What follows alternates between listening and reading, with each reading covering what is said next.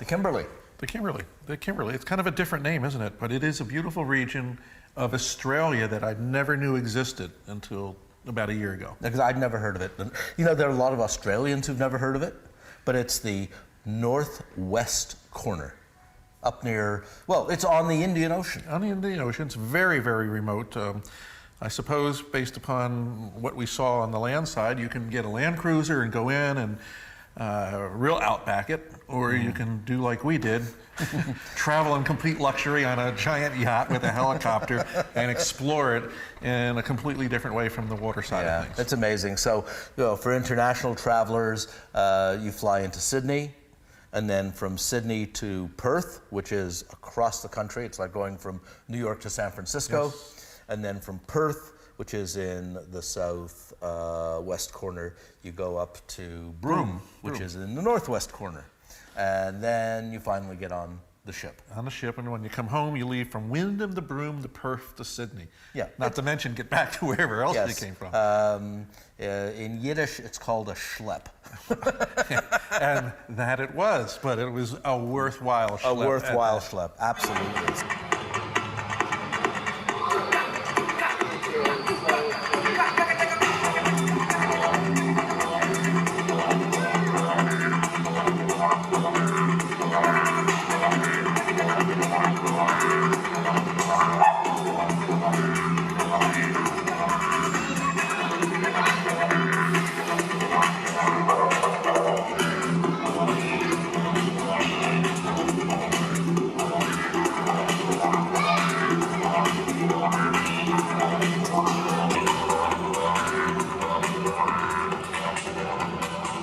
So let's look at some pictures.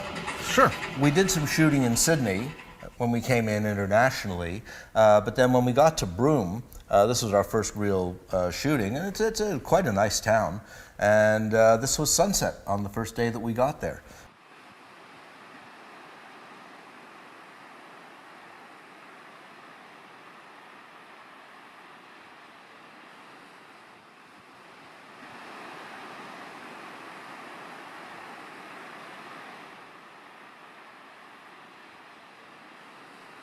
And a couple of guys surf fishing, and then one of the local, one of the locals also surf fishing. I thought this was magic sand because the sand kind of held the water, you know, and there's certain sands that water rushes out, and others where it kind of just gives you that little film over top of it. And it was like being on a mirror. And it just was spectacular, both the sunrises and the sunsets that we'll be looking at. But I love the fact that you put the human element into that, not to mention the bird element. Well, it just balanced it out. I like the composition a lot, and this was a case of slightly desaturating the tonalities, just because I felt that the picture worked a little better. Now here's the opposite. That's more my liking. This is what is known as a Raberized image. So you didn't have to really work hard to Raberize that, because that really was pretty much the way that was. It was a magnificent morning. Now this is the same beach as the shot we looked at a second ago, correct, except the following morning.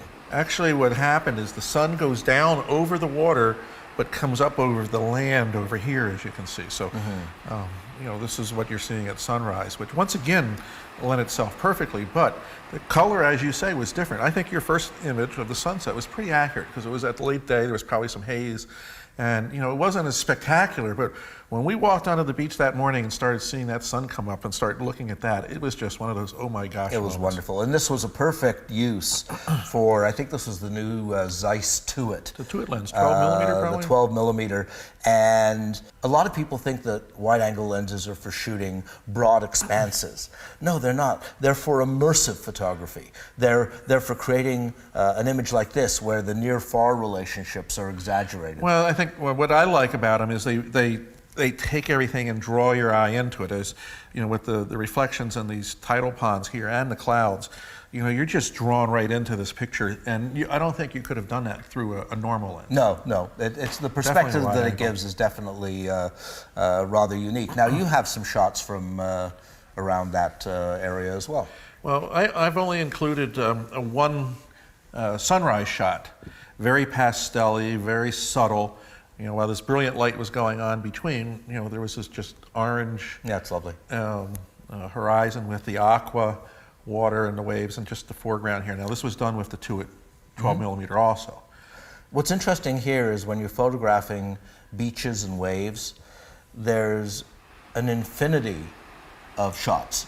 Yes. You can just this wave, and then the next wave, and the way the foam moves, and you could spend a whole day just to get the right combination. So, and it's lasted a while. I was really tempted to go the old neutral density 2-minute exposure, you know, fuzz it out. But no, there was something about the action of the waves and the lines formed by the foam on the top there that that one just works. worked. That works.